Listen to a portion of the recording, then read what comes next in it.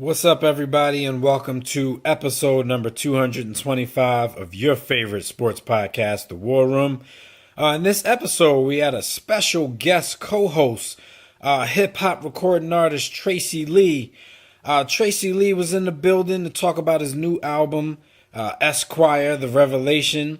We talked a little bit about hip-hop. Of course, we talked about some of his favorite teams as well. He shares one of mine, the Philadelphia Eagles, and the struggles of his Los Angeles Lakers. We basically do what we do. We caught everybody up on everything that was happening in the world of sports, but we broke it down as only we can right here in the War Room. So why don't you guys sit back, relax, pop you some popcorn, take a listen to episode number 225 of the War Room. Peace. Blog Talk Radio. We here. Yo. 6 to 8. Let's go with it. Yeah. War Room Sports. Y'all ready? Let's go. Stay in tune to Jimmy. Know the blueprint. Yo. Every Thursday, 6 to 8, they do this. Shout out to Dez. What up? PJ. B. Austin. Bay on replay. WarRoomSports.com. Get that mobile app. If not, dial 323-1400-12. They be going and you sensitive, then oh well. Physical podcast, let's talk sports. Showtime like magic in the block push. Listen live, push one to join in. Rip your team or listen for your enjoyment. Hip hop scholars, pit stop and knowledge. Should be in sports credits, I ain't talking college. 5 guys, no beef though. Corporate secret, but the streets know. Belafonte, I got a G flow. KC, royalty, I'm in beast mode. 2 hours, get your game up. Who's the best in sportscast? You better name us. War Room Sports. Yeah, you know, Jimmy, Dez, TJ, Jack Beck, Lee Austin. I'm Jack. Coming on the team. What up, sports fans? You are once again live in the War Room, brought to you by War Room Sports on that WRS Podcast Network. I'm Devin McMillan. I'm here at the round table with my homies Jimmy the Blueprint Williams and the Ball B. Austin. We'll be joined near the top of the hour by special guest co-host, hip-hop recording artist Tracey Lee. We're going to talk to him about his long-awaited new album, Esquire, The Revelation, but he's going to fall right in with the homies and chop it up with us about sports, so keep it locked right here because you don't want to miss that. All right, the World Series is over. Shout out to the Giants and Royals for a great one, but congratulations to the Giants for their 3rd World Series win in 5 years. That NBA season is underway, and the NFL is chugging right along. Also, college football released their first top 25 poll of the season. Y'all know we're going to discuss that with Fred Perdue in just a little while. We're going to try to discuss everything I just mentioned in the next 2 hours. So join us right now in the JW Philly Realty chat room at blogtalkradio.com/The War Room, or join us on Facebook or Twitter at War Room Sports. You can also call us directly when we open up the Digital Extreme Tech hotline. That number, as usual, is 323-410-0012. But before we get started, we got to talk for a minute about that War Room Sports Podcast Network. If you haven't been there, you got to get there. You can get there at warroomsports.com, or you can go directly at WRSPN.com, and you'll find shows such as The War Room. You'll find shows such as The Broad Street Line with Roy Burton and Chris Domingo, Sports Trap Radio with Brandon Pemberton and Anthony Green, After Further Review with the Mayor, our new show, Proud Black Me, with Mojo and Peter, and a whole lot more. So you can also check out the listings at fatsradio.com. That's PHATZ radio.com for air times of all of your favorite WRSPN sports shows. Not all the shows, just the sports shows are syndicated on fatsradio.com, including our show, The War Room, which airs over there Sundays and Tuesdays at 3 p.m. But what up, fellas? It's that time of the year, man. Y'all do anything for Halloween, or y'all past that? No, I ain't Chasing about little that. kids for bags till the lawman gets behind my ass.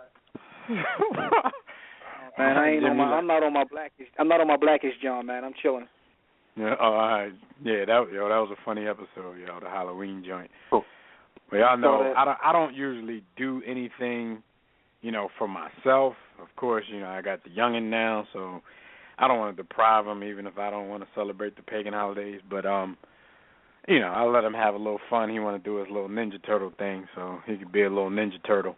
But actually, this year, because we get invited to this Halloween party every year, and we never go because, first of all, Halloween costumes cost a lot of money for something you're gonna wear for one day, and we don't rock like that. But we actually gonna go to the joint this year that we're always invited to. So I don't know. Maybe I'll post pictures after we do that. I want to. I'm gonna probably offend some folks, but you know, we really don't give a flying fuck. Man, shout out to the white people that are going out in blackface as Ray Rice, Adrian Peterson, or Ebola. Like, shout out to y'all. I mean, that's really. I know as a black person, I'm supposed to be offended, but since I expect it from y'all, I just find it to be hilarious. I'm laughing. Well, you had the one photo I saw where they had like the black family hanging from trees out in somebody's yard. Lynching. Yeah. I had a great idea. I had a great idea to solve that. So a ton of black people on social media were saying how terrible that is and how, you know, horrendous, which it is. It is. It's in terrible taste. But I gave them the idea to solve the problem. Load your super soakers up with bleach, drive by, and shoot the dolls with bleach, and by the morning, they won't be black anymore. Well, there you go. I mean, yo, man. Problem solved. All right. All I'm is saying another opportunity for the racist to be racist. Go ahead, Jim. All I'm saying is we live in a post-racial society, so I don't know what you're talking about, Bianca. All right, and with that, you're right. With that, Jim, let everybody know what happened this week while they were on the grind buying Halloween costumes and ish like that. Absolutely. While you were on the grind is brought to you by DirecTV. If you'd like a better TV experience than cable has to offer, including the NFL Sunday Ticket, go to our website, which is warroomsports.com. Click on the DirecTV logo and order a better TV experience at a discounted War Room Sports sign-up rate. If you call yourself a fan, you've got to have DirecTV. Yes, sir. Listen, a couple sad headlines we got to talk about behind the wheel. St. Louis Cardinals, Oscar Tavares dies in a car crash in the D.R. Sad to see a young man go this way. Promising young man. It's part of life, though, man. He died in the D.R. in a car crash, man. What do you guys think about this story? Man, and then his girlfriend died in the crash, too, I heard. His funeral, I think, was today. But, no, that's sad, man. 22-year-old dude. He was a slugger. He was highly regarded as a prospect in the Cardinals' farm system. But not only that, he was regarded as one of the top prospects in all of the majors. And, you know, he got some burn in the NLCS. I think he got a nice hit in the NLCS. But, yeah, it's real sad to see that kind of stuff. He was in the Dominican Republic where he's from. They said he was driving like a 2014 Chevy Camaro. When at the time of the accident, he didn't have any like license or documentation or anything on him, but his family ended up identifying the body. The Cardinals, you know, they're taking it really hard. This is one of their, like I said, one of their top prospects. So, you know, that's a loss from them from a human standpoint and from a player standpoint. So, you know, it's sad, man. Young life lost. Yeah. I mean, that's all I got is a tip my cap to him. Rest in peace. God bless the dead. Condolences to the family, and, you know, sad story, man. No doubt. Yeah, man, it definitely is, man. It's nothing even more to say about it. It's just a sad story. To see someone so young with, so much promise, life get cut short. Mookie Blaylock. Mookie? Oh, my bad. Yeah, the old point guard from Atlanta Hawks, my man, with, steal the ball from anybody. He's also anybody. He's also been in a car crash, but because of his role in the car crash, he's been sentenced to do some prison time. Yeah. He was sentenced to 15 years, Jim. But of course, you know, he did a plea deal, and the 15-year sentence was actually reduced down to 7, but suspended after 3. So he's basically going to do 3 years actually in prison, and then he's going to do 8 years of probation. So, I'm assuming, I don't know exactly what the charge was, but I'm assuming it's vehicular homicide. But I don't know, I'm not a lawyer. I don't know if there's degrees to that or whatever, but it held a stiff penalty, if it started out with a 15-year sentence. So, sorry to hear that. Like B. Austin said, condolences to the dead. Shout out to Mookie. I'm pretty sure he didn't mean to do this, but I don't know the story. But he's going to serve that time. Yeah, man. Yeah, that's another one of them, Jones. Like, whenever there's a loss of life, I'm always sensitive to the person, to the victim, to the person that lost their life and the family. Like, I don't, obviously we don't know the details. I don't wish 3 years of penitentiary time on Mookie Blaylock, but someone's life is snuffed out. Like, their life is gone. And you don't get that back. Even though he's going to lose 3 years of his life, that other person is permanently gone. So that's kind of the way I look at it. Yeah, man, sad story, man. Like, yo, we got to get off these stories, man. Our show starting off on somber. Down, man. You know what I mean? Let's talk about something that's more entertaining, man. And that's the Notre Dame freshman wide receiver who took a bad selfie with a 42-year-old porn star. Now, Justin Brent was the Notre Dame player, and the porn star was Lisa Ann. And just doing research for the show to make sure that, I know everything that's going on. Right. Yeah, I went and checked a couple of her films, and she's filthy. But that's what you got to do, man. That's dedication, Jim, man. You put in the work for the show. If a story comes up, you got to do the research, and you got to check out everything so you know what you're talking about. Good stuff. She is a nasty, filthy young lady. That's all I'm going to say about that. But my man is posing in pictures with her, so, when I first saw the story, it said that they were dating, you know what I mean? But, the true story came out. What do you guys think about this, man? Well, they were, because the first photo that came out was from her, and that photo was actually a picture of them at the Knicks game together.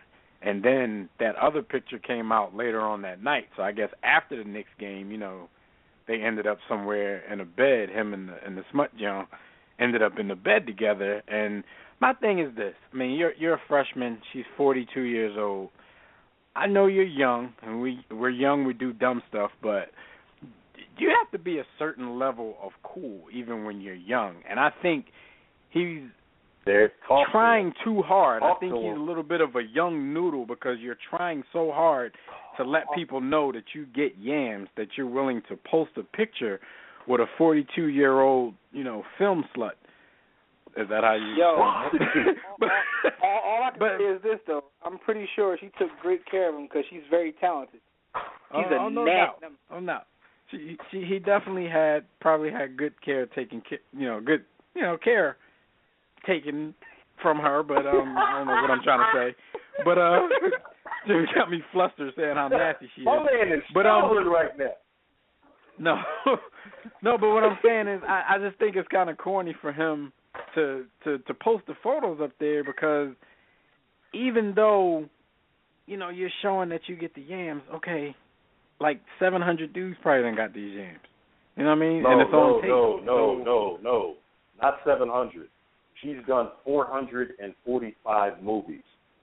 So that's but you know what though? Even with 445 movies though, she probably there's only like 50 dudes working in porn. That's the thing about it. Like, so she probably so many women. There's so many women in porn. The ratio of men to women in porn. Not that I've done the research, but I do know this to be fact. It's literally like 50 for every dude. Like, no, I get you, but and I don't want to betray my knowledge of pornography, not because I don't partake of any of that stuff, but there was a time when someone told me and shared with me that the shelf life of a male porn star is different. This young lady came into the game in 1993 when we were young teenagers. So she was getting pummeled. She was getting pummeled in 93, so she's got over a 20-year career, and the males in the game have been recycled. So you're talking and B. Austin, that's just a career. There's no telling what she was doing before she started filming it professionally. She's also a dancer. Young boy is benefiting from everything she learned. That's all I'm gonna say with that one. He probably He does attend the premier Catholic university in the country. Yeah, I hear that he didn't get in trouble, but they did talk to him and let him know that you have to watch what you do because you're representing the university. So this wasn't like a Brandon Davies situation at BYU 2 years ago when they basically kicked him out of school for getting some yams from his actual girlfriend. So I guess due to be all right, but so I mean on some levels you get props, but for bragging about a old head who other people are getting.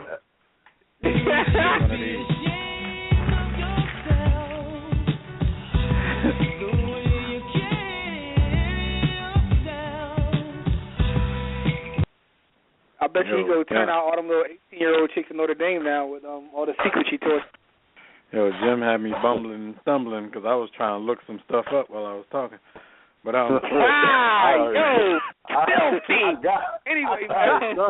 Yo, man, listen, before we move on from this topic, we do have to send a special shout-out to the hustler, Larry Flint, for introducing this lady to the world. We appreciate you, Larry, for being able to get her in the game so that 20-some years later we could have this story to discuss. So shout out to you. Nice hands, Larry. Yo. Anyway, listen to this story, man. Let's get that JoJo Award ready, man. Bears Lamar Houston tears his ACL while celebrating a sack. Hold up, though. On the Patriots' backup quarterback during the embarrassing loss. Like, seriously?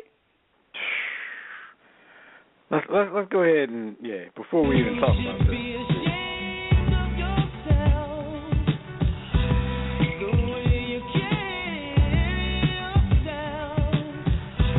So Jim, it's like a little over 3 minutes left in this game. They're getting hammer time by about 25 points. The backup quarterback, Garoppolo, is in the game. He gets a sack, and he wants to celebrate by dancing. Man, if you don't believe in karma, because I'm, on the fence about that, I'm not sure if I believe in karma, but even if you don't, this has to be something that's pushing you towards belief because, nobody had to point at him and say, scoreboard, idiot, because he did it to himself. You tear your ACL celebrating a sack in a 25-point blowout. What's wrong with him? Yeah, it's like the worst case scenario. Like how Steven Tulloch dude. I don't even know what you say to somebody like this. He has to feel like a real doofus. Wasn't Steven Tulloch losing? Weren't they losing to the Packers when he did it as well? Yeah, but this was worse. At least he sacked Aaron Rodgers. You know what I'm saying? They were down by 1 million points though. This game was like out of control. Unbelievable. It was out of control because he didn't sack Brady. He sacked Garoppolo. And it's not like Brady would ever get benched for bad play. So if Garoppolo's in the game, either Brady's injured or they are blowing y'all out. I don't understand, man. Some guys, we know that it's cliche for the fans to think that every dude out there is worried about team and championships and this and that. A lot of guys are out there for self. They out there to get that check. They're out there to get those stats so they can get that check. But when you put it on full display and then play yourself while doing it, it's a whole new level, man. Yeah. That's your man? Lamar Houston? No, I don't know that boy. Just as you said, he I wonder what dance he was doing that caused him to tear his Actually, I think he was doing the same thing. I think he was doing like the discount double check, but you know how they overdo it and end up with their arms spread wide in the air and like they King Kong or somebody. It was one of them. Was funny dance. He was doing the shmoney. Was he doing the shmoney? Because you can't tear your ACL. I saw a photo. Shmoney. I saw a side-by-side photo of him and Stephen Tulloch, and they were in the same position. So they basically both tore their ACLs doing the same celebration after the same occurrence. So he caught a body about a week ago, Jimmy. Yo, I got nothing to say on this, man. Yo, yeah, he caught a body about a week ago. That's embarrassing on so many levels, man. Like, he should definitely be ashamed of himself. The way he carries himself is out of control. You guys were getting hammer time, and like, the backup who celebrates sacking the backup quarterback unless this is preseason, B? Yo. Yeah. Anyway, man, before we move further though, Dev, give these birthday shout outs. No doubt. All right, so birthdays, as usual, brought to you by Digital Extreme Technologies. Do you or your business need a custom website? Well, for dynamic, professional, and most of all, affordable custom website solutions, you need Digital Extreme Technologies. No need to break the bank for an effective online presence. Top quality, results-driven websites at incredibly affordable prices. Financing options are available, so you can put something on it, just like at Kmart. Visit digitalextremetech.com or call 267-205-4203. And for discounted rates, be sure to tell them that War Room Sports sent you. All right, our first birthday is one Maurice Taylor. Mo Taylor turns 38. Y'all remember Mo Taylor from Michigan?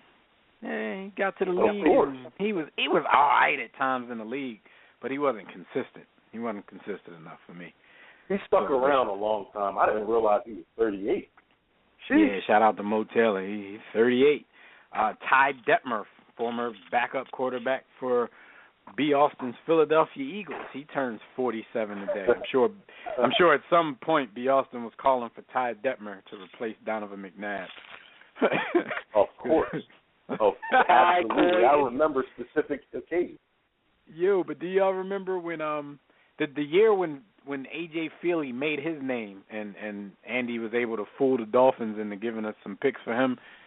Remember when Donovan got hurt, Detmer came in and played against the 49ers and was lighting the Niners up, but then he got hit and looked like his leg fell off during the hit, and he was on the ground writhing and screaming, but he was a little dude.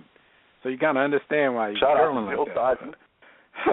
Joe Theismann. Yeah, but this dude wasn't even hurt like Joe, and he was writhing. At least Joe, everybody saw his leg snap in half, so he had a reason to be screaming, but Ty Detmer just was a little small, a little soft. Shout out to former Yankee Danny Tartable. He turns 52. Yo, my biggest memory of Danny Tartable is the fact that he was on an episode of Seinfeld. That's how big of a Seinfeld fan I am. And then shout out to Phil Chenier, former Washington Bullet. Now he's the color announcer for the Washington Wizards. He turned 64 today. Phil was kind of nice. So Phil was kind of nice. Didn't his son go to HU? His son played at HU for a while. Yeah, his son went to HU. It's a not so flattering story about his son during a basketball game, but I'm not going to put him out there in the air like legend that. Legend has it. Nah, don't do that. Legend has it. So, with Jimmy, we tell you that after the game.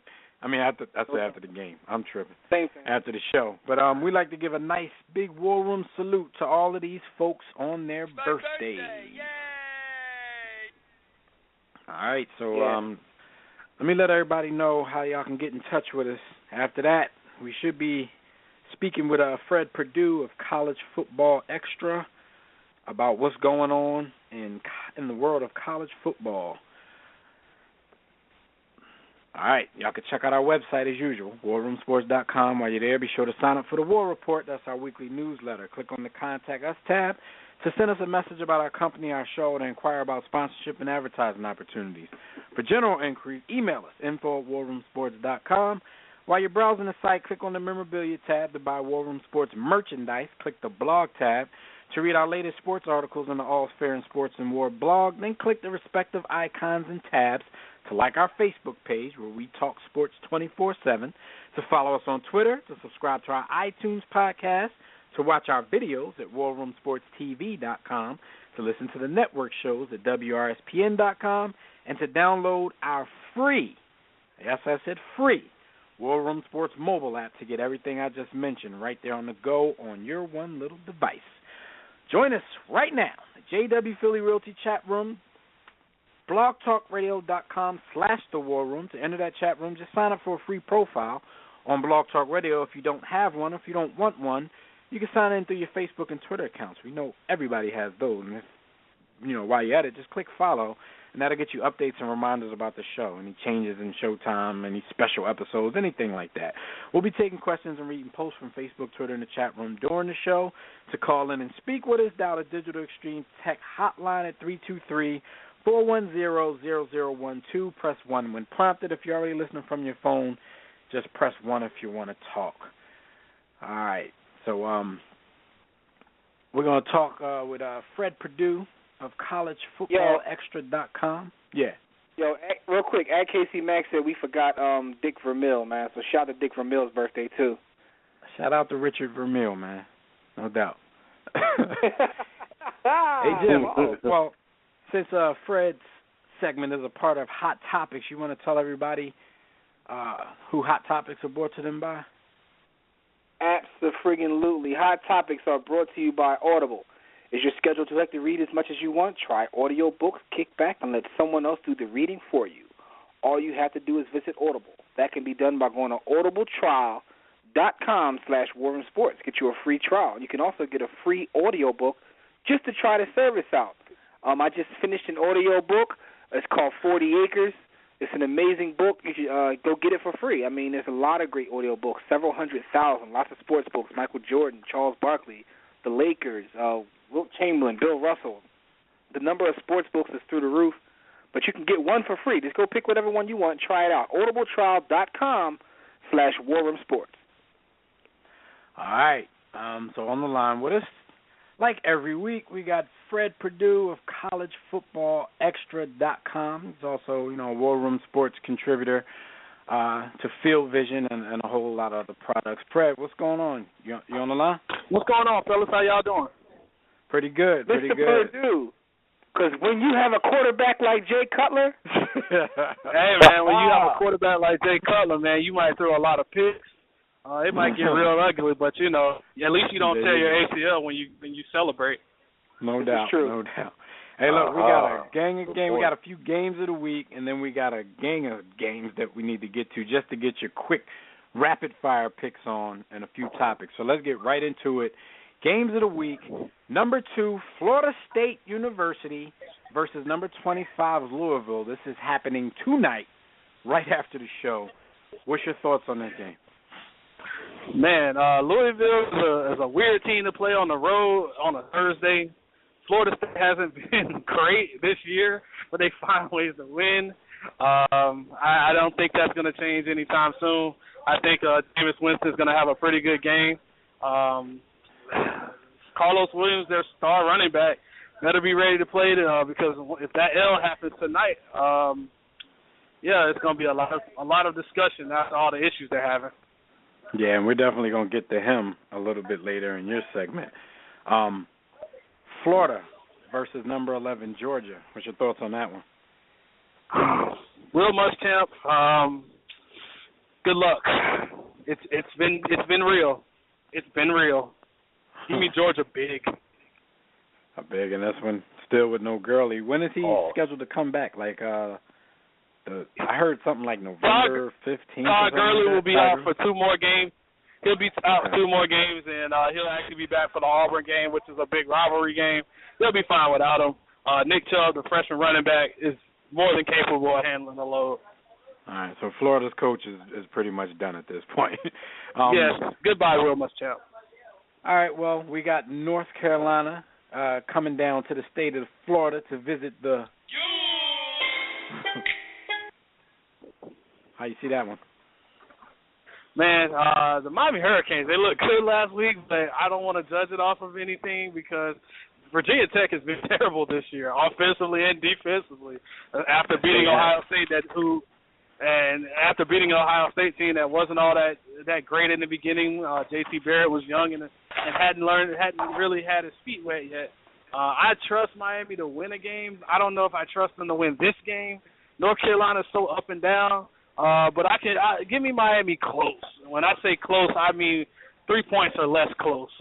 If Duke Johnson gets the ball a considerable amount of times and they stick to the offense and use him properly, this game could get ugly, but I don't see Al Golden doing that. So give me Miami 3 points or less. All right, well, let's get some rapid-fire picks here. We got number 7, TCU versus number 20, West Virginia. Give me TCU. Number 3, Auburn versus number 4, Ole Miss. That's a big one. Oh, give me Auburn in this one. I like Auburn this year. Okay. Tennessee versus South Carolina. Give me South Carolina. That's a rough one, but give me South Carolina. All right, Texas versus Texas Tech. Give me Texas. You can't get any worse than this. First of all, I hope everybody out there listening that's in the college pick'em group, I hope y'all taking notes. I'm giving you your picks for you right now. We got Stanford versus number 5, Oregon. Oregon's going to blow them out, quite honestly. Stanford shouldn't be too far out of the top 25, right? Because weren't they ranked recently? Stanford is unranked. Stanford. I know they're unranked. But before the official rankings came out. They should be up there, but they should be close. But they just don't have the talent on offense this year. They just don't. They're very young. Oregon's going to blow them out. All right, we got Oklahoma State at number 9, Kansas State. Kansas State, no question. All right, number 12, Arizona at number 22, UCLA. Arizona. This is going to be an offensive showcase. All right, number 17, Utah versus number 14, Arizona State. That should be a good one. I like it. I like Utah in this one. You're upset. Okay, you got Arkansas going in to face the number 1 Mississippi State team. Close game, Mississippi State. Dak Prescott, buckle your chin strap. So even if this game is close, do you think if everybody else in that top 4 wins, do you think there's any chance that anybody can jump over Mississippi State, or is their strength of schedule just too much? No, right now, only team that could jump them is Alabama or Florida State. I don't see it happening. Florida State would have to completely blow out everybody the rest of the way. Unless Mississippi State loses a game, they're going to be number 1 the rest of the way. All right, and last game, Virginia versus Georgia Tech. This is an ugly one, but give me Georgia Tech. Anytime I pick Georgia Tech, they always lose, but give me Georgia Tech. All right, well, two situations that we kind of touched on earlier. The Carlos Williams case for Florida State. What's the latest on that? Well, his girlfriend decided to drop the charges after allegedly there was some domestic violence there. But the thing about that was that she didn't report it. Allegedly, according to some people, she didn't report it. It was someone else that saw her Facebook pictures that reported it, and she had the charges dropped. Carlos Williams is still going to be investigated by the school, but I think with him, it's more so about the school, the team in general, not him, because they're having a lot of issues. They're embracing the old Miami deal, the Thug U brand right now. Guys getting in trouble left and right. So if Florida State loses, if Florida State starts a rash of losses, expect some NCAA investigation. All right, so you said the school is going to investigate it. So in my assumption, this means they're going to do a token investigation, and then they may suspend them for a game. They're going to wait until, like, their easiest game left and suspend them for it. And then, have everything cool by the time the playoffs start. That's what that sounds like. But what's the latest in the Todd Gurley situation? You said he'll be sitting for another 2 games, and then after that, everything's good? Yes, he's actually got to pay back. He got paid over $3,000 for those autograph signings. He has to pay back some money. He has to do some community service hours. If I remember correctly, it was 40 hours of community service, and he has to miss 2 more games going up until the Auburn game. And Georgia's going to actually appeal this. Quite honestly, that's a good suspension for me because he's very. It's kind of known. Don't sign autographs at this point, and you still do it. And this dates back at least to last year. But you should know better by Jameis Winston and Johnny Manziel and others not to do this. So he got the proper suspension, I feel, and I think he's going to be. The team is going to be fine without him. They've won without him. Florida's not going to be an issue, and I really think he's still as far as the NFL is concerned, he's still the top-rated running back. The NFL doesn't care about that stuff. They're going to ask him questions. They're going to get to the bottom of it, and things will be fine.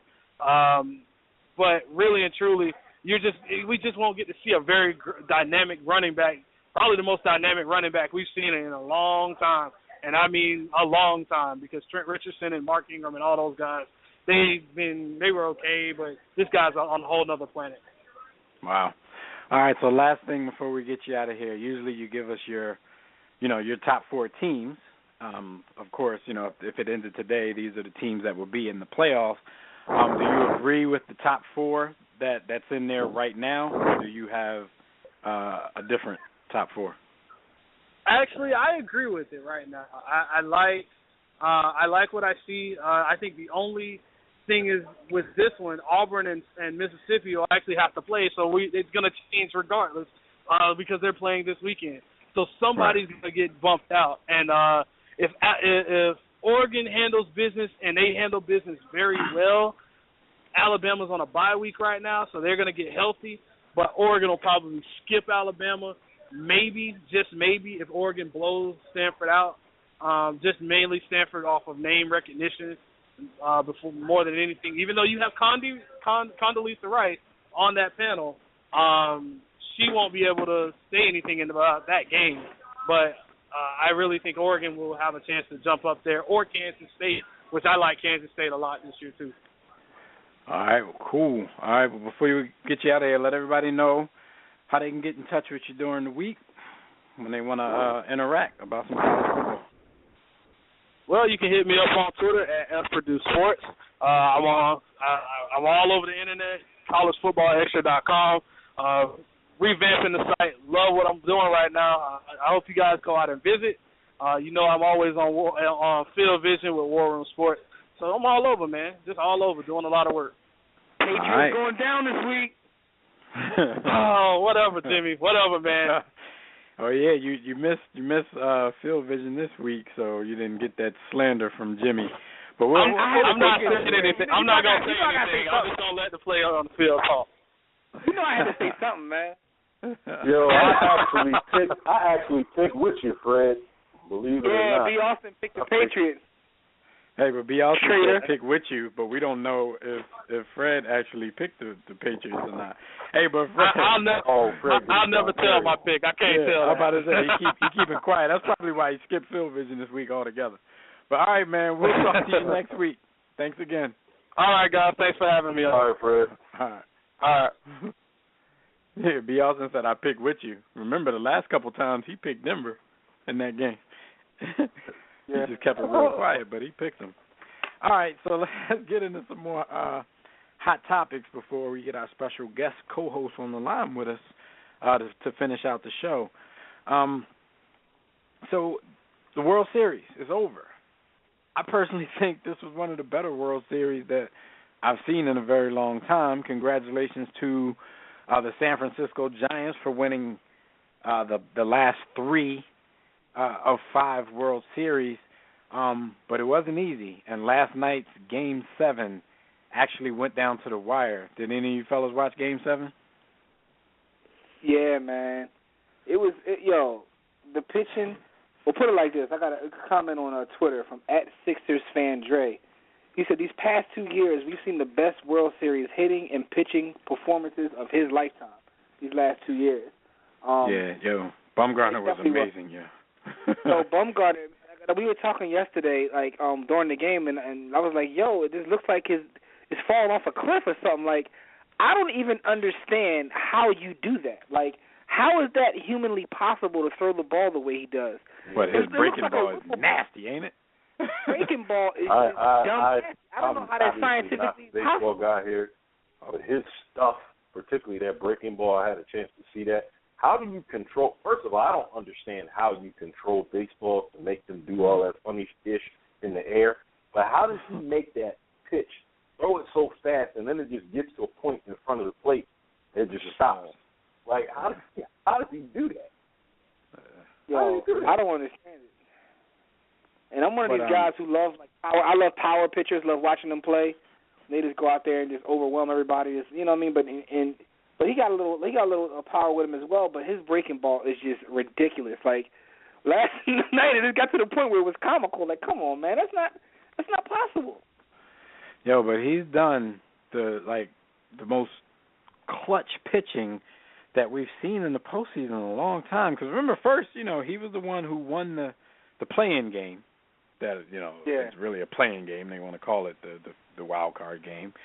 Of course, he pitched well in the NLCS, and then in the World Series, he pitches, wins that game, and then off 2 days rest, he comes out of the bullpen last night to pitch several innings. Altogether in the World Series, and he has an ERA. He has 2 wins, an ERA of .43, and a save. All of that in one damn World Series. Like, come on, man. It has to be up there with some of the greatest pitching performances that you've ever seen, especially in the World Series. My question to you guys, because this has been the question floating around for a long time. Not a long time, but all day, basically. 3 out of 5 World Series. Do you guys consider this a dynasty by the San Francisco Giants? Because, we throw that around. A lot of people, a lot of fans throw it around kind of willy-nilly. But is this really considered a dynasty? Here's my thing. I think what we traditionally consider a dynasty has changed. I think the dynasties like back in the day, like, the Yankees or the Celtics or the Lakers, those dynasties will never come around again because of, basically the times we live in with free agency, buddy people ball, switching teams, tomorrow. So I don't think we'll ever see those kind of dynasties again, but I think in terms of a new dynasty, this is one. This is what the new dynasty will look like. Like, I think even what the Heat had could be considered a semi-dynasty because that's all we'll have now. People getting together, going on these runs. You know what I mean? So it's like, it's not the same type dynasty. I think dynasty has been redefined. That's a good point because, you do have people who call, the Spurs a dynasty. The Spurs' 5 titles came over, 14 years.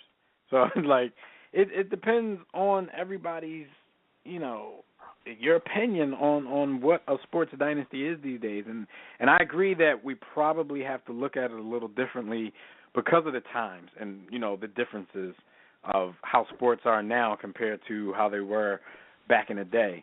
A few tidbits about this, though. Those 2 years that they didn't win the World Series in the last 5, they didn't make the playoffs at all. So does that change anything that in your thinking, or it just doesn't matter because dynasties in sports are defined by championships? Is that the case here? I mean, it's one of those things where they win a championship. Something that happens in that 1 year, but they're reloading to come back the following year. So I don't think that changes things. You know what I mean? Because baseball as a sport is a little different than say basketball. We can sit here right now and name almost get it probably 90% correct. We can name the playoff teams in the NBA right now. Mm-hmm. Yeah. No, that's a good point. And not even just the fact that we can name them. There's 16 teams that are going to make the playoffs every year. So if you're a good team, if you're the Spurs or you're somebody like that, you're going to make the playoffs every year because there's so many teams that make it. In baseball, it's a little more difficult than one team to just consistently make the playoffs year in and year out because a lot of teams just don't get in. I mean, we've seen it done before, but like you said, times are changing. So, we're in a time right now where you might be able to create a dynasty and in a few of those years not even make the playoffs. I mean, people called the Patriots a dynasty. They didn't make the playoffs the year after they won their first bowl. So, they cheaters. Free agency, the Giants. Free agency is really what took away, I guess, what we would define as a dynasty coming from our years of youth when we were kids. I think, and this is just my definition, so by no means is this something that's accepted widely, but I think if you can win somewhere in the neighborhood of 60% of the titles over a 5 or 10 year span, I'm going to give you credit as a dynasty. I mean, I kind of use the Chicago Bulls as my barometer of what a dynasty is. I think that's the last team that I saw over an extended period of time. Even though Mike was gone for 2 years, he took some time off, and he allowed some of his friends in the league to, to shine a little bit before he came back and became the dream crusher again. So when I look at something like the Giants, in 5 seasons, they've won 60% of the titles. I gotta give them credit as a dynasty. I don't know if I'm going to go as far as you two gentlemen are saying that dynasty is redefined.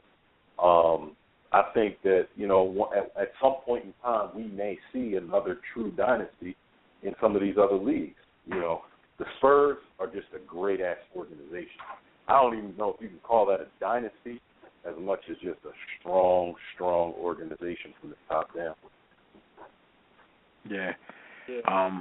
That's a good point.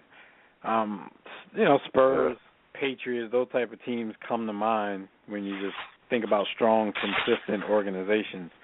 But yeah, it's all subjective to me, man, because you'll have a bunch of people say, yeah, it's a dynasty, and you'll have some people that say, a lot of things that most people consider dynasties might not be. I heard Bob Ryan from the Boston Globe say that his first criteria for a dynasty is to have 5 championships. But for him, he was going like off the literal definition of the word and saying, you can't really be a dynasty if you have the same players winning it over and over again. So he was trying to even take credit away from the Boston Celtics of the 60s being a dynasty because they had 2 players who were a part of all of those rings. So I was like, sports, I don't know if you can do that in sports because sports isn't that old. Sports isn't a generational thing yet. I mean, we have a few generations in now, but you can't compare a sports dynasty to like the Ming dynasty because it's just not that generationally deep yet. So I don't know, man. It's a difficult topic. I don't think you'll ever get one clear-cut answer across the board. But if you go that direction and follow his logic, then you have to go less about just the players on the court or on the field and go to the organization, and then you got to start talking about the Yankees, the Spurs, the Patriots. Looking at it in that regard. I don't agree with his definition. I just don't, not for sports. But then it becomes more about the organization and the culture of the organization and less about just what's occurring in between the field of the lines of play. But I think that's where we are now. I think that's where we are in sports, where championships are literally won from the top down. I mean, Spurs, the Giants. I mean, these are the teams that constantly win. Even if you look at like my beloved Broncos, like a couple years ago, we were mired in 8-8 and Tim Tebow. We put Elway in charge of things. He made a lot of changes. I mean, including bringing in Peyton Manning, revamped the entire defense, and now we're competing. We haven't won anything, and even if you look at the Seahawks, I mean, it's to the point now that's where dynasties are made. I think it's just a new day in sports, but it's all about winning from the top down now. You have to have, because of free agency, because of the movement, because of the culture of sports now, it's become important for everybody to if you look at some of these terrible teams. I think it was always, but it was always top down.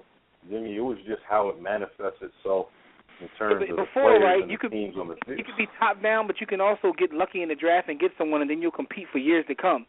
You know what I'm saying? Like, you can't – that doesn't work. You get lucky in the draft now, that person will be on in 3 years anyway. If you don't put nothing around him, he's out. I think you can get lucky in the draft and compete, but in order to sustain championship winning, I think that's always been top down.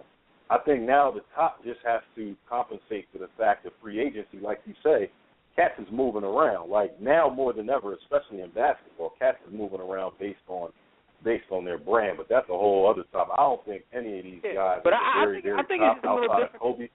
They don't play for anything other than their brand. I think it's a little different in sports all around. I think that you have to have a cohesive team now more so than ever, because now even if you continuously stink and you end up in the draft every year, like cats will be willing to roll out when before that just didn't happen. I mean, and this is in every sport. Cats will roll. And it's to the point now where they don't even wait to be a free agent. They tell you 2 years ahead of time, you better trade me now. You ain't gonna get nothing for me. No doubt. But all in all, like we said earlier, congrats. Yeah, shout out to the Giants. The original question. My bad. Giants. No. Shout out to the Giants, definitely. Shout out to Bumgarner, but also shout out to KC Royals, man. It was a hell of a run. It was very exciting. And, they just ended, a couple of runs short of their first World Series championship in like 30 years. But, that team, if I can't, like we said, in baseball, you can't really just say, okay, well, they'll be back, because that's not easy to do. That's really difficult to do. But and the Kansas City Royals Giants, probably will not be back. If the trend keeps going the way it's been going, then the Giants will probably not make the playoffs next year, and they'll be due to win another World Series in 2016. So watch out for the San Francisco Giants in 2016. And they did it with, their 3 championships with 3 different aces, kind of like Joe Gibbs and Washington back in the day. They won 3 Super Bowls with 3 different quarterbacks. Shout out to one of our War Room Sports writers, Gus Griffin, because he was going to ask a question to our audience about that very thing. So we'll get that posted probably tomorrow. All right, so our stat of the week before we get into some NFL talk, and our stat of the week is from the NFL. Ben Roethlisberger had the game of his career this past Sunday against my Indianapolis Colts. Shout out to the Colts. Big Ben was 40 for 49 passing. That's 86.1%, which is the 7th best in team history. But that's with a minimum of 20 passes. But of the other 6 quarterbacks in Steeler history who's done that, none of the other 6 threw more than 26 passes. He stayed with an 86% completion rate while throwing 49 passes. So that's very impressive. 522 yards. That's a franchise best, and that's 4th. He's tied for 4th best all time as far as yards in a single game. 6 touchdowns, 0 interceptions. I think his passer rating was something like 150. I don't even know if I knew they could go that high. 156. And, of course, it was a 51-34. I want to say pummeling, shellacking of the Colts, but the Colts made it interesting. They brought it down to 7 at one point, and it wasn't like a desperate 7. It was 7 points at a time where the game still could have been won, but I think they just ran out of gas, and Big Ben just kept pounding them, no pun intended, because, like Jimmy says, Big Ben takes what he wants when he wants it. So shout out to Big Ben with our stat of the week. And before we get into some NFL talk, and our guests will be joining us at the top of the hour. But before we get into some NFL talk, I just want you guys to know that you can check out our website at warroomsports.com. To call in and speak with us about any of today's topics, dial the Digital Extreme Tech hotline. That number is 323-410-0012. Just press 1 when prompted. If you're already listening from your phone, just press 1 if you want to talk. Yes, let's get into this NFL wrap. And the NFL wrap is brought to you by Stitcher Smart Radio. You can now hear our show, The War Room, on Stitcher Smart Radio. Stitcher allows you to listen to your favorite shows directly from your computer, your iPhone, your Android phone, BlackBerry, or Palm phone. If you happen to have a BlackBerry or Palm phone, please upgrade or just walk to your roof and jump off. The latest episode is always available for you. No syncing needed, no memory or storage wasted. Downloading is easy. Click on the Stitcher logo on our website, which is warroomsports.com. And when you download Stitcher, make sure to use the promo code The War Room. That's one word, TheWarRoom. It'll enter you into a contest to win millions and millions of money. Let's talk about it. Get that money. Yeah, I know one thing that was interesting about this past weekend in football, and that was the Atlanta Falcons game, which took place. I call it the Falcons game only because I had a couple of Falcons players on my fantasy team, so therefore it was nothing but the Falcons game to me, not the Lions game. But 9:30 in the morning. How did you like having football on that early? Did you like it or no? Okay, I don't want to answer at once. My bad. Say that again. I said, how did you like having football on at 9:30 in the morning? Did you enjoy it? Yo, first of all, no, that was the greatest thing ever to me since, we're not used to that. Like I've been on the West Coast at times. I don't think it was during football season. I've been on the West Coast, when basketball was on. It's like Sunday games and they start at like noon. So I've seen basketball at like 9 o'clock in the morning, and that was cool. But it was a different experience to watch football while I was eating my breakfast. I thought that was the greatest thing ever. I'm thinking it should be something, even if it's just not the London game. Maybe they can experiment with one game a week coming on that early. I mean, I know that will bust up everything for the pregame shows and stuff like that, but maybe one game a week that comes on that early just so you can get a taste of football before the rest of the day starts. I would be cool with that. I really would, man. Right. Yeah, I agree with you. The pregame shows have gotten out of control. I remember years past when the pregame show was like an hour, then it became 2 hours. Like, not an NFL network. Like, their pregame show is like 6 days before the next one. They never stop. So it's kind of too much, but I did enjoy having that game. But I was thinking, if it happened every week, I don't know how much I would like it. You know what I mean? But it was cool. You know what I'm saying? Maybe a couple times in the course of the season. Maybe it would be cool, but I don't know about on a week basis. We got Trey Lee on the line, so let's get him on the line, and then we can bust it up with him for a minute, and we can get right back to this topic and get his thought on that. So let's bring him back in the war room.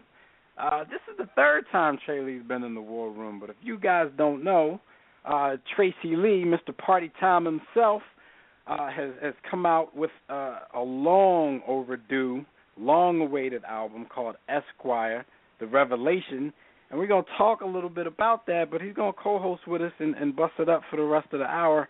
Trey Lee, what's going on, bro? You in the war room again. How you? Fellas, what's going on, man? It's good to be back. It's good to be back, man. And I know the album was long overdue. I know I had y'all on ice for a minute. I apologize. But we finally put that thing out there. But it feels good to be back in the war room, brothers. Absolutely. Hey, Trey, before we start, Trey, I just want to tell you that I'm also mean with the grammar till I got Green busting out the scenes, Bruce Banner. I just, gotta let you know about that. Hey. I've been rocking the album, you know what I mean, since you dropped it, good brother, and that's one of my favorite lines, you know what I'm saying? So, yeah.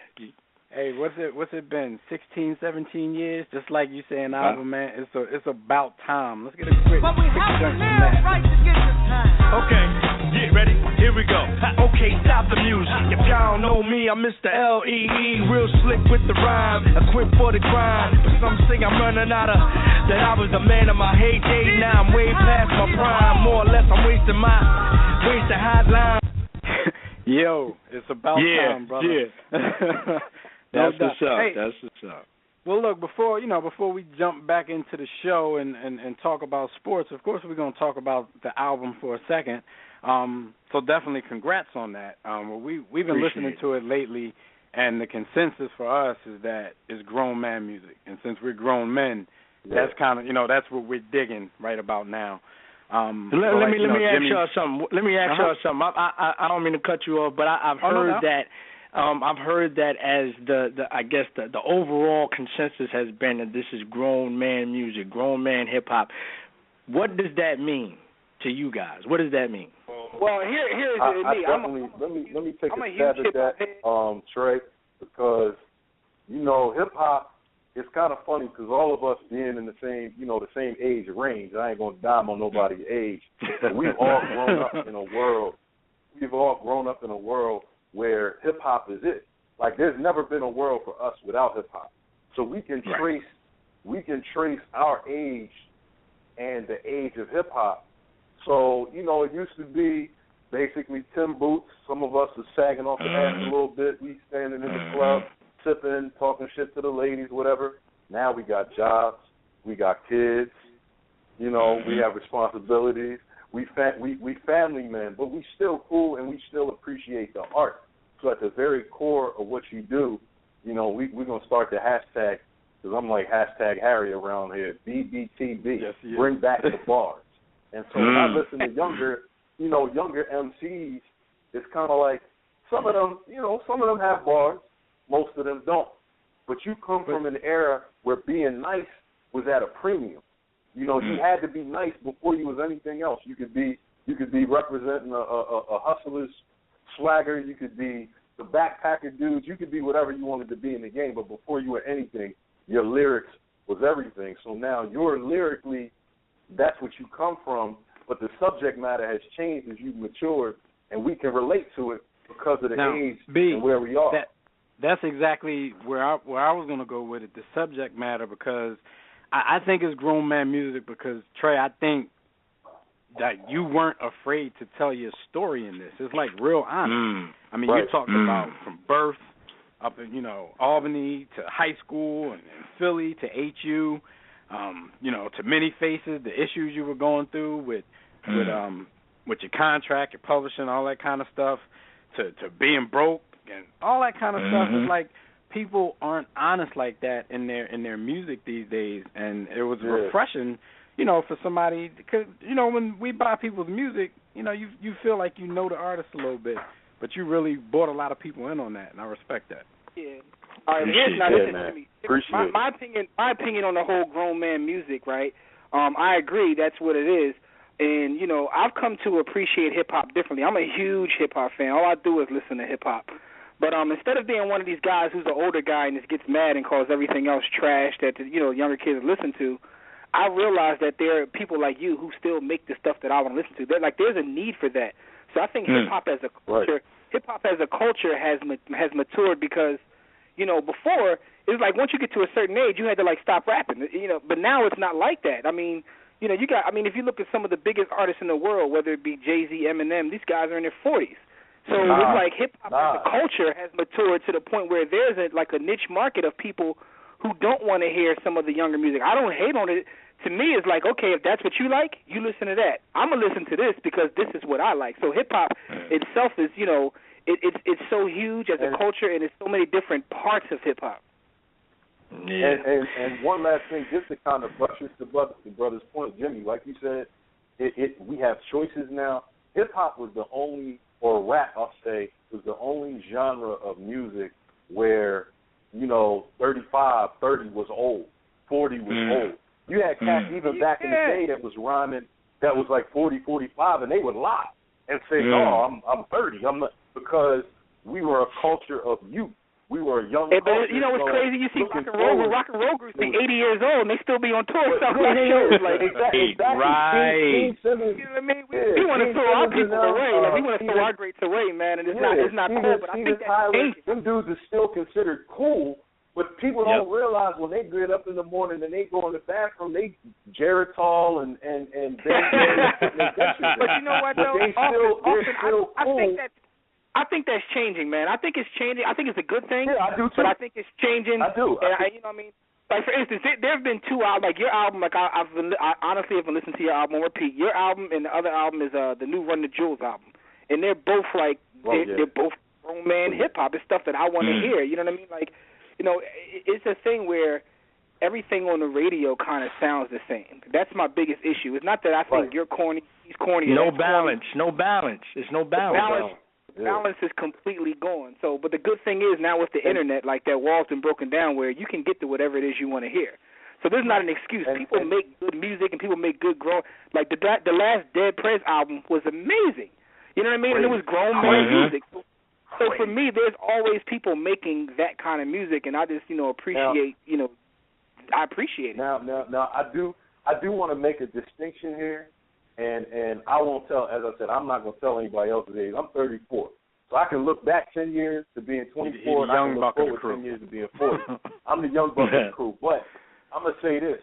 From the art form of being an MC, when we boil it all down, us as fans even, the way that we listen to hip-hop, to rap music, it's about bars. So for Jimmy, for Dev, and I'm sure you're the same, I can listen to a cat like Kendrick. I can listen to an Astro. I can listen to those dudes, even though they're 10, 15 years my junior, and I appreciate them because they're truly artists. But you know what? They have skills. They make good music. They have skills. They make good music. Yeah, they definitely have skills, but there's also something to be said for being relatable. You know what I mean? No like doubt. the one thing about a lot of these young cats that I don't get, and the thing is, like I said, I never knock them because some people are nice, but it's like I don't get their story. You know what I mean? Like I remember as a kid, I could put on the NWA album, and I felt like I knew what it was like to be on the West Coast. Like when I heard Illmatic, I could smell the subway in New York. Like it was that real. Like when you listen to someone and you can and they're from a different region, like you felt like you knew what was going on in that region. And that's kind of changed now too. The world has seemed to become smaller, and everybody got their turn up wrists and making the same type bounce music. You know what I mean? But it's like I want to hear stuff I can relate to. Not that it's nothing wrong or anybody else is whack, but at the end of the day, people want to hear things they can relate to. No, Jimmy being politically correct, they whack. They whack. No doubt, but there are some people that some people are whack. But again, I don't. That's why some people, some old people like everything's trash. I'm not that guy that everything's trash. I don't knock a Sean. I don't knock dude. Even Drake, as soft as he is, when you read all the softness behind just bar for bar, he can stay. He got skills. And I appreciate that. Like you said, he's nice. He's nice. Skill. So I appreciate the skill, and I listen to that. But a lot of what's on commercial and accepted as pop. See, that's the other thing. They've taken our culture and it all it is, it's used to sell things now. That's a whole other topic because we're here to talk about you, Trey, and That's all good. But see, I wanted to open up that can of worms because basically everybody has their interpretation of what that is. You know what I'm saying? Especially when you talk about music, when you talk about grown man music. Like I've heard that like De La Soul makes grown man music to me. You know what I'm saying? These guys, and they've always had the knack for, I hate to use the word reinvent themselves because they never really left or anything like that, but they've always had the skill set and always been able to especially from a musical aspect, be able to touch, touch people as they've grown, and brought their audience with them. So that's essentially the approach that I took with this album. It's like, okay, I understand. I'm 44 years old, man. I'm not in the trap. That's just not happening. You know what I'm saying? I got a house, I got a mortgage, I got a wife, I got a baby girl that my wife just gave birth to on Monday. So it's like my life is totally different. Oh man, congratulations. Listen, fellas, that was the most incredible experience, and I'm sure you guys were kids to tell you, man. That was the most incredible experience of my life, man. Hands down. Nothing else beats that. You know what I'm saying? So with that, man, I just tried to carry that into the music, man. And I know that people like yourselves and other people out here, and you guys just hit it on the head.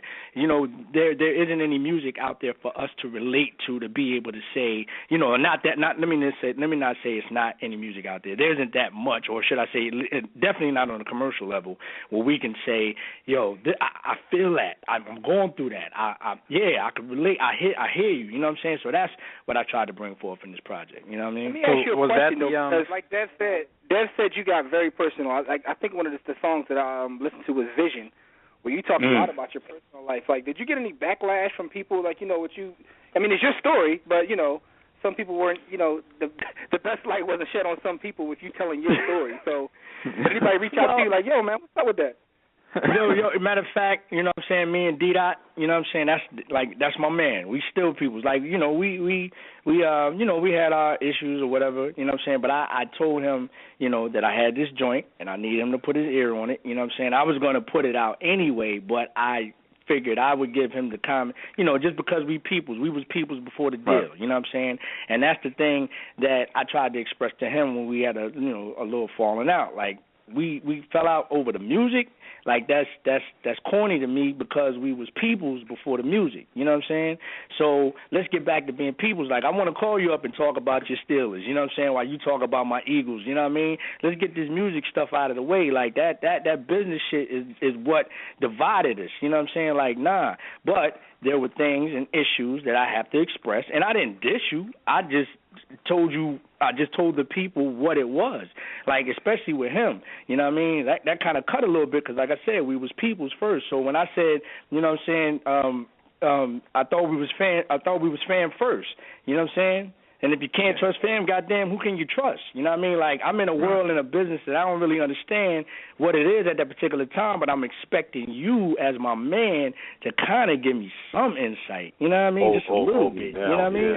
So, and I'm sure he'll give you a different version, you know what I mean, of how that thing transpired. But, you know, that was just my take on it. And like I said, I told him I played the record for him. He said he loved it. You know, he ain't take no offense to it. He just said, yo, you told your truth, and that was it. So, you know, shout out to D-Dot. That's my dude.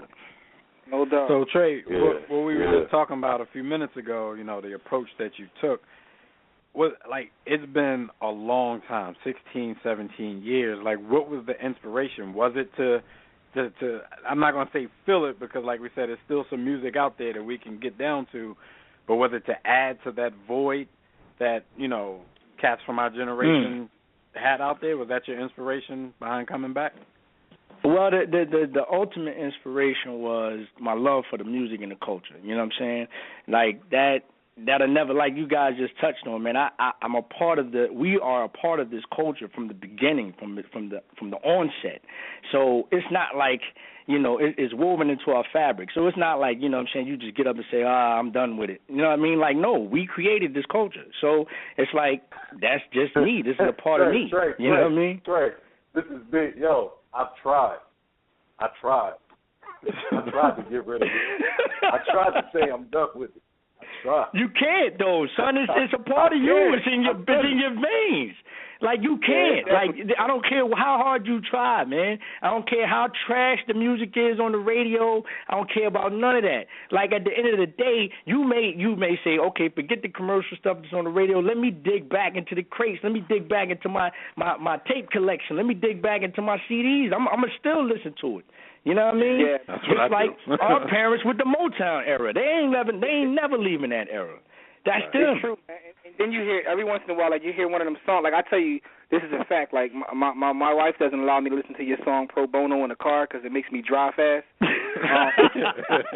But that's one of them songs that like takes you back, man. You know what I mean? Like you know the flow, the beat, the whole thing, man. Like you know so. Yeah. Like you said, you can never get it out of you, man. Speaking of that, speaking of going back today, we know that you're an Eagles fan. You grew up an Eagles fan, right? Yeah.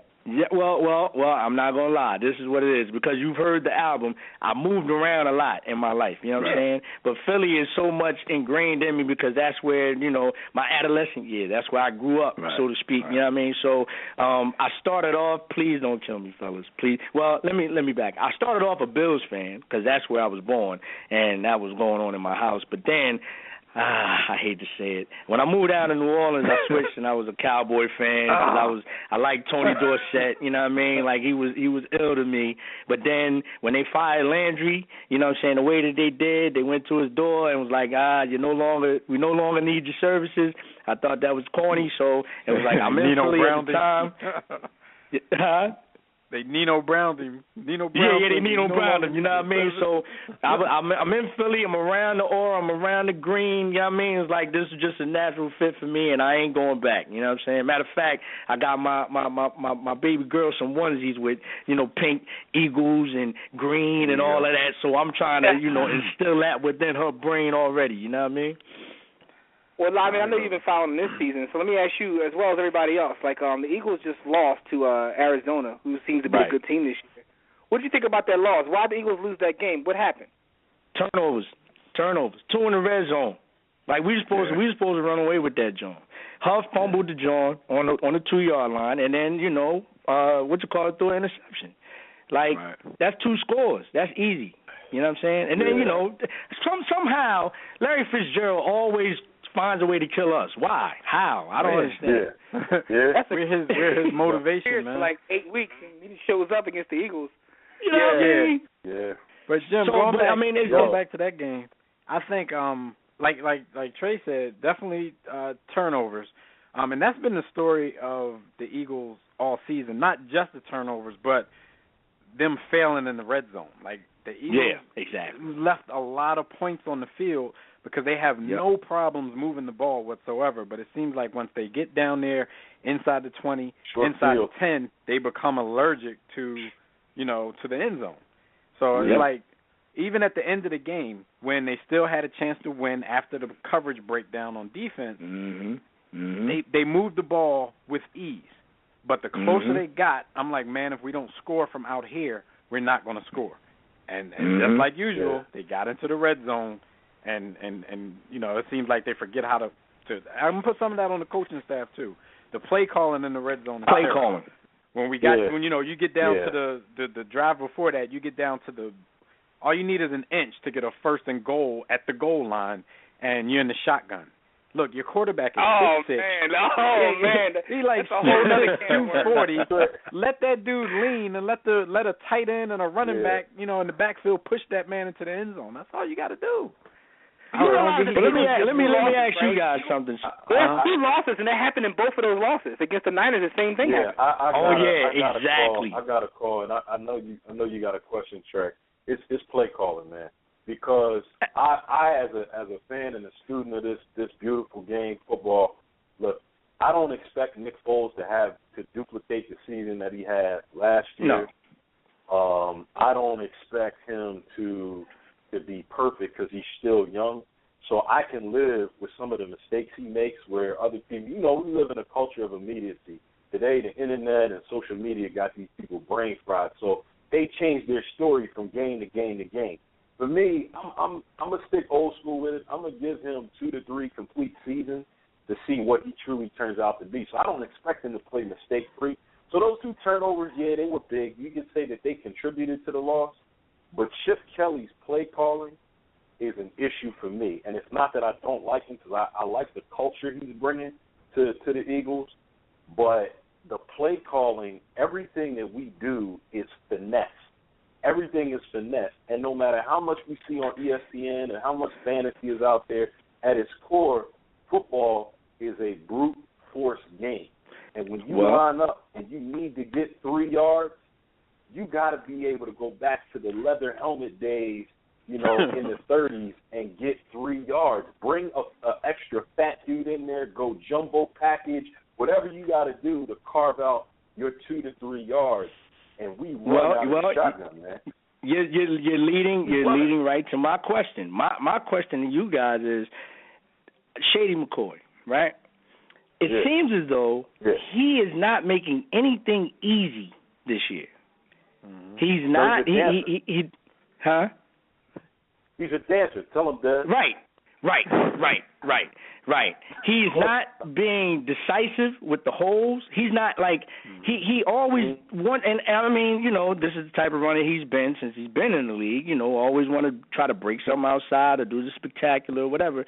But it's like you said, this is a leather helmet league. Like in the trenches, especially in the red zone, you got to get in between the tackles. Right. So that is a part of my issue, and I think that, and because of that I think Chip decides to call these finesse plays, like you say. No, because I did hear a quote from Chip. It's like once something fails once, he kind of goes away from it because people asked him, why he went shotgun in the red zone. Why didn't he go quarterback sneak? He said, look, we tried a quarterback sneak before, it didn't work, so he's basically on to the next thing. But you're right about Shady. He's a home run hitter. That's what he wants to do. Everybody, with the issues on the offensive line, everybody just want to use that excuse without even really looking, right? Without even giving it an analytical eye to see if that's the whole problem, and it's not. As Jimmy likes to say, Shady gets the ball and he wants to do the Humpty dance before he goes straight. Mm-hmm. So that plays into it. Of course, the line issues play into what's been going on the last few weeks, but Shady, he has to take some responsibility in that as well. It's like Sproles hits the holes better than him, man. The good thing about the Eagles right now, though, game, he hit that hole. He hit the holes a little bit better in that Cardinals game than he had. Yeah, a little bit. And I agree. A little bit. I agree with everything somebody saying, said the same stuff to him. I ain't gonna front. I supported Shady when I like to see him dance and spin and do the electric slide, so I'm not gonna knock him now just because it's not totally working. I think that when he got his bell rung 3 weeks ago, I don't think he's particularly over that. I think he still subconsciously is trying to avoid contact, and you can't play that position that way. Sproles is not as talented a running back as Shady, but Sproles knows that, and he plays accordingly. He doesn't like He's going forward, though. He's going forward. He gets the ball. He's going forward. Yeah. Yeah, he's hitting the holes. He's hit the hole. That's what I said. He hits the holes better than Shady for some reason. He just does. Like, I don't know if because his frame is smaller, if he can get underneath or whatever, but he's direct with his. Like, if he sees an opening, he's going. You know what I mean? Right. Yeah, man. So that was interesting. What do you guys think about the Cardinals, though? Do you think they're the real deal? Because, I mean, I tell you one thing. Since they got Bruce Arians there, they've been a very, very competitive team, and they don't seem to have the big-name stars. We know about Fitzgerald, but they're solid on all phases of the game, so they're in every game. What do you guys think about the Cardinals? One stat. He's the X factor. One stat. I'm gonna give y'all one stat. They've won 13 of their last 16 games going back to last year. Yeah, I mean, because they were pretty good last year, but they're in such a good division, such a competitive division. I believe they were like 10-6 and didn't make the playoffs. The Cardinals, to me, there's a few teams, even when they improve, you still need to see, the full story play out before you believe them. I think the Cardinals are one of those teams. The Bengals may be one of those teams. The Buffalo Bills may be one of those teams. Like, because we've seen the story before where they start out well and then it all falls apart. The Cardinals were there 2 years ago because I actually traveled out to the desert when the Eagles went out there 2 years ago, and they smacked us around. They were about 4-2 at the time. A few weeks later, they were down in the dumps. So we'll see if they can sustain that, especially in that division. I tell you what, if they get home field advantage, they get home field advantage throughout the playoffs, they might be playing at home for the Super Bowl. Mm-hmm. We're still waiting to see that play out for somebody. Everybody gets Super Bowl, and their team. They think their team is a contender. That would be a hell of a thing to have a Super Bowl at your own home field. So, we'll see. Hey, Jimmy, you want to go? I see we got some callers. We got a couple callers on the line. Let's get some callers on real fast. Holler at us. We got Jonathan calling from the DMV area. We know he's a Redskins fan. What's going on, Jonathan? Hello. What's up, War Room? What's going on, man? You already know, man. Your guy's coming back, man. You ready for him? Well, what did I say 4 weeks ago? Y'all asked me what the record was be 4 or 5 weeks ago. I'll tell you 8-8. So if anyone thinks RG3 or Bobby, some people call him, or Mr. Griffin or whatever, if you think he's going to bring him back to the playoffs again. We call him Bob Norbit. No, that's Norbit. Norbit. Yeah. We call him Norbit. If you think so, it's not going to happen. John Gruden, I like the guy. He's a good guy, good sense of humor, blah, blah, blah, blah, blah. But the one thing I didn't like is the first thing he said was, we're going to make him a pocket passer. He's not a pocket passer, folks. He's a mobile quarterback. And when you're trying to make a guy a pocket passer, your first year as a head coach or organization, and you're trying to study, and you don't have the time to develop him. Remember, he has to work at all aspects of the game. He can't. I mean, as a coach, he can't just worry about one. Well, let me cut you off real fast, John. Let me ask you a question. Do you think that maybe that's him putting it out there because he doesn't believe that Robert is his guy, and he wants to move on from that? But Robert is tied into ownership. So, most coaches, and we know this is the truth. They want to have the chance to pick their own guy. And it's nothing personal, it's business. Just like Belichick is stuck with Brady all his years. Just like, Peyton's Peyton. He's on another planet. But, I understand what you're saying. People have their guys. I get what you're saying. Yeah. I don't know if that's his guy, per se, because, Bob or RG3 is definitely, he's a quarterback that everyone said, wow, that's a threat 10, 15 years ago with Michael Vick. And if he goes back further, and you look at the Cunningham years, the Steve Young years, and even Cordell Stewart, remember Flash? So he's supposed to be the guy that could do everything for you, and it was a better arm than Vic per se, But I just don't think that's the guy. I don't think he's going to have the time to develop him this year, and I think that's where. And I'm gonna get into the Redskins a little bit, but I think if fans think that they're going to come back, want him, John. That's what you're hitting around at. You're beating around the bush. Gruden does not want Bob Norbit in that system. All right, well, listen, though, John, because we ain't got that much time. Let me ask you a simple question. You're asking about the game, aren't you? No. What did you want to ask us? Because we just started making topics for you. I was going to ask you. I was just going to tell you, you guys can thank us later for taking the Cowboys out. Oh, yeah, no doubt. Thank you very much. Yeah, exactly. The only reason y'all haven't heard the only reason y'all haven't heard our thank yous is because y'all been busy at y'all parade this week. So, we were just waiting for y'all to finish. Well, I'm going to be real quick. I know you guys got other people. And of course, that game was good, blah, blah, blah. They shocked the world, you want to say. But the one thing I did not like is I had a problem with Disney. You're probably saying, what the hell? Disney? Disney owns ESPN, correct? Uh-huh. Oh, you don't like the coverage of during the game? I did not like the way Jerry Jones and all that? in the locker room with 52 other players busting their ass, busting their tail on that field. And you go in the back locker room, right? You have this guy all of a sudden, okay, I understand you have a reporter back there. Oh, he's hurt, blah, blah, blah, it's questionable. Okay, then you go back to the game. Oh, no. Disney had to have a doctor back there with him, going back and forth, showing him, trying to get it out. Before we get you out of here, let me explain something to you. And this is something, whether we like it or not, we all have to come to grips with. Because I see people arguing this point all the time. And for me, it's not worth arguing anymore. The Cowboys, whether you like it or not, are America's team, man.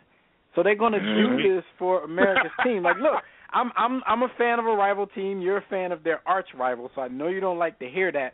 But if you look at, money, economics, merchandising, if you just look at fan base, the Cowboys are the most polarizing team in the NFL because they're loved by so many and they're hated by so many. So even the people that hate the Cowboys talk about the Cowboys. They talk about them as much as the people who love them. So you got to come to grips with it. They're America's team. They're going to get special treatment. I don't even argue it no more, man. I believe it. Right. Being an American team doesn't make you good. You don't have to like the team to acknowledge the great job that Jerry Jones has done in terms of building the brand. They're a brand that matters. He doesn't build the team well, but he builds the brand. So we can't argue with that. He maybe not building championships no more, but the brand is built. Yep. Don't need championships. Right, and that was really the number one reason. Okay, I'm a Redskins fan, I'll admit that, but that was the number one reason why I was glad they lost that game, because of the coverage. I thought that was going too far. All right, man. So, y'all take care. Enjoy the rest of your weekend, man. Thanks, John. Take it easy. John. Y'all was going to go off for days. All the way calling from California. Hold on 1 second. We got a call in Atlanta and one in California. Hold on, Q in Atlanta. Hold on 1 second. Let's get Rob in California real fast. We got to make Rob, these jumps quick, though. What's up, man? What's up? Oh, by the way, the worst fans are San Diego fans, man.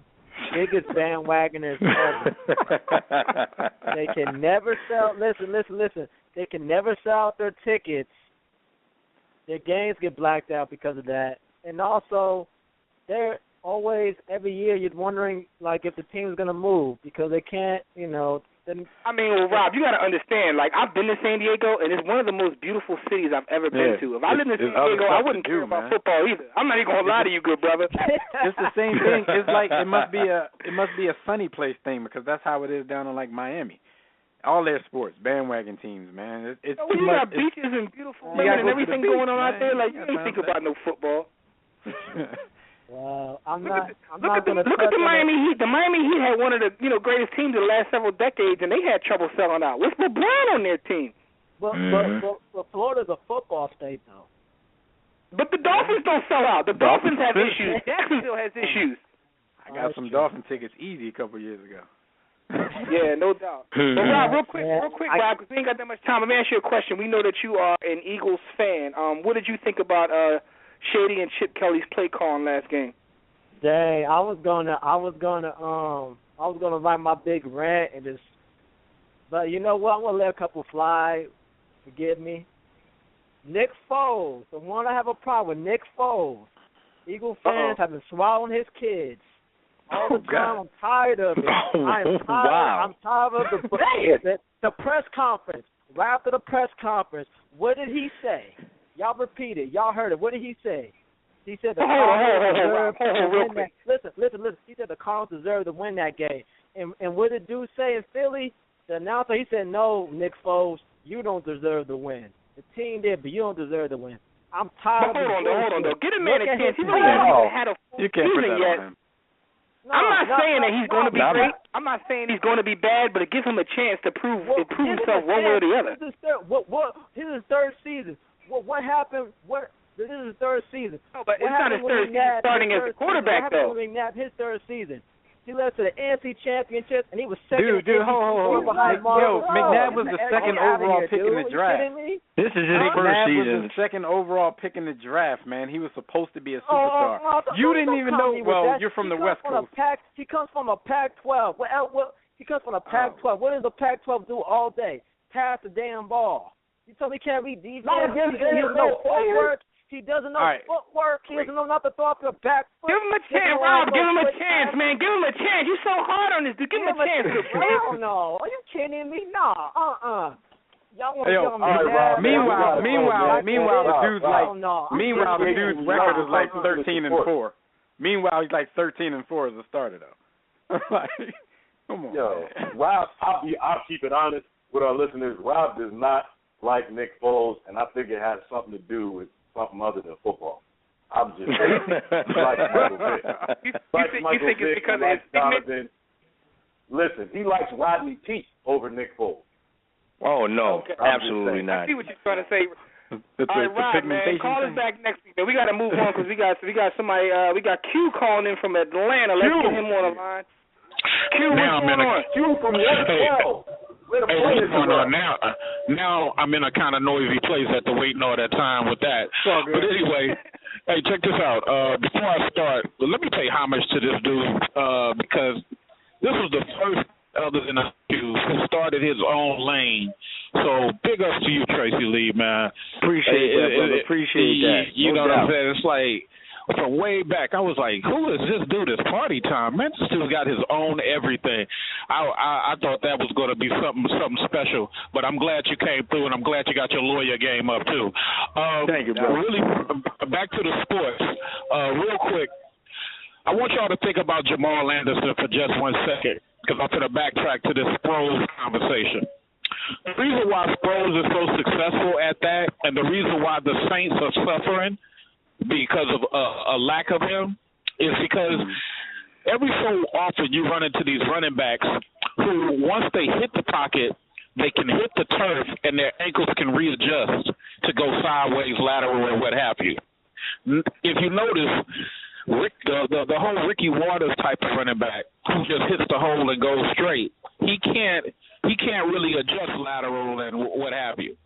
So you get these cats like Jamal Anderson, who really had no speed, but he was able to jump, sidestep defenders. And that's all that Sproles is doing. He's killing cats by doing that.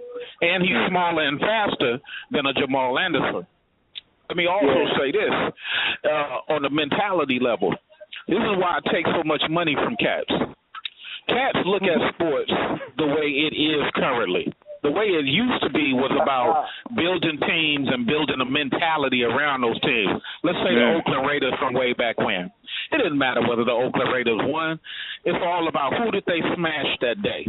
Who got hurt so much that the next person they played, you know, it was a loss for the person just for the fact they played the Raiders before. But now we got a different demographic. Now we got the age of the single player. And so just like California, he focused on the single player. He's not focused on the mindscape of the whole thing. Philly is having a problem the same way Atlanta is having a problem because your coaching is something with the coaching. The reason I say that, you can get a team like the Patriots, no-name motherfuckers, acting like they Hall of Famers. It's something about the coaching. So, or let me shoot it up over to basketball as far as mentality. It's the same reason nobody wanted to play with Kobe. It's the mentality. So I know you got these about that. Trey a Lakers fan. What you got to say about that, man?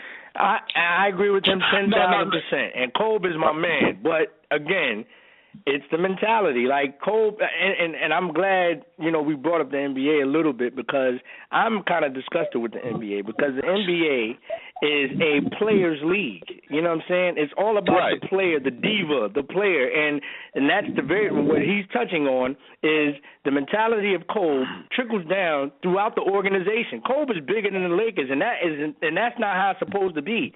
The Lakers, by just from the tradition, like, I'm going back, before Magic, when Kareem got there. Like, Kareem was never bigger than the Lakers. Magic was never bigger than the Lakers.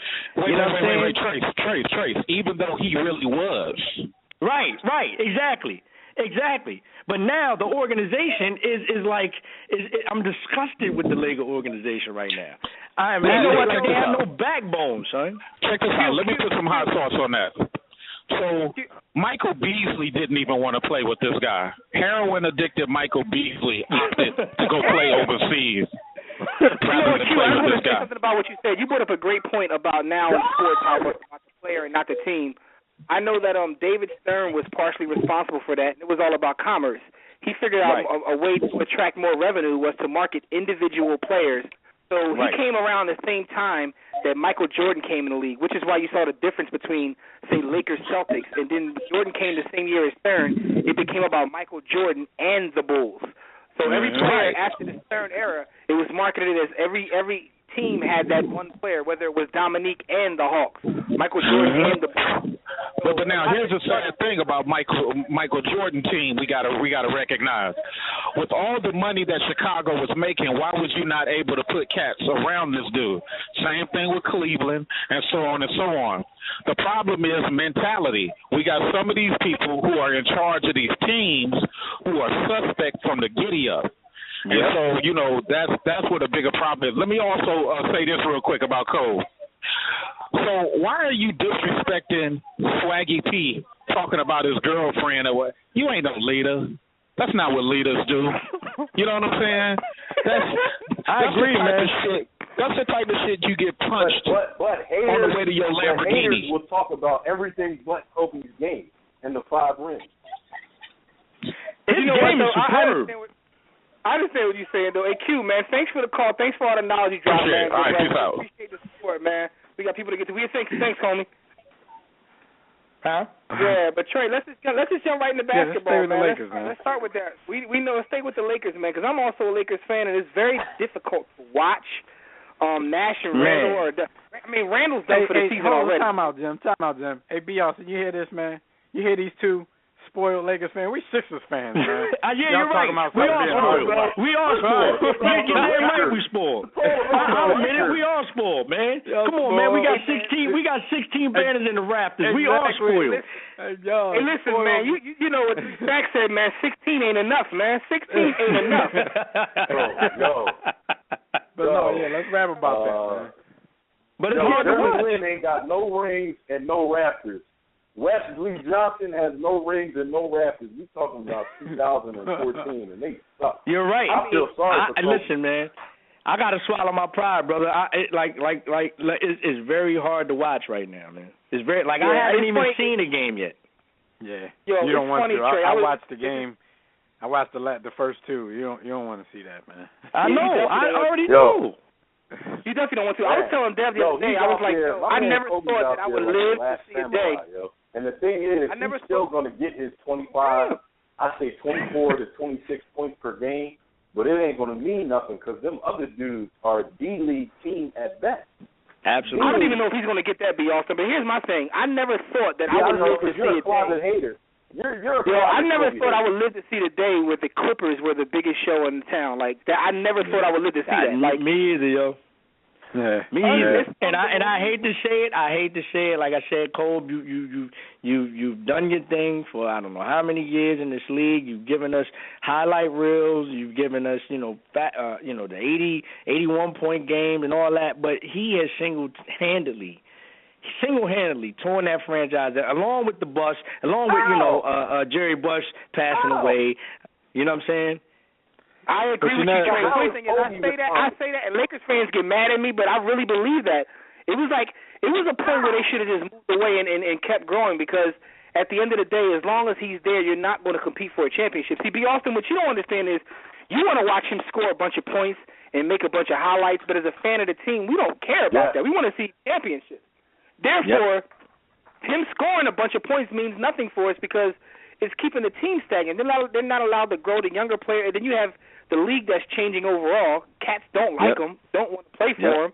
I mean, you talk about a free agency period that had LeBron, Melo, you had all these people coming up, and we end up with Jeremy Lin. Like, are you serious? Like,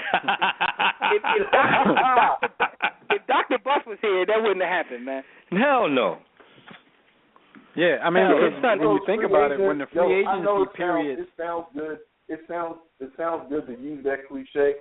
My bad, Doug, but it sounds good to use that cliche. But in each one of those circumstances, there's more of a reason than Kobe why you didn't get those free agents. It ain't just because, I don't want to go play with Kobe. I mean, in Melo's case, there was a $40 million difference between the contract he would have signed with LA and the contract he signed in New York. With LeBron has already stated from Jump Street he doesn't want to play in LA. I know, but you can't do a sign and trade. Shaq had more money in Orlando, too, but they got a way to make it happen. The Lakers always got the big name, man. I'm telling you, times have changed, man. It has a lot to do with ownership as well as the commitment to Kobe. The last commitment to me was unnecessary. They're not going to win a championship Most of the time, y'all got the big names, though, it was through a trade because usually y'all not players in free agency because y'all usually up against the cap. This is the first time in a long time that the Lakers even had cap money to play around with. But listen, though. I don't even know.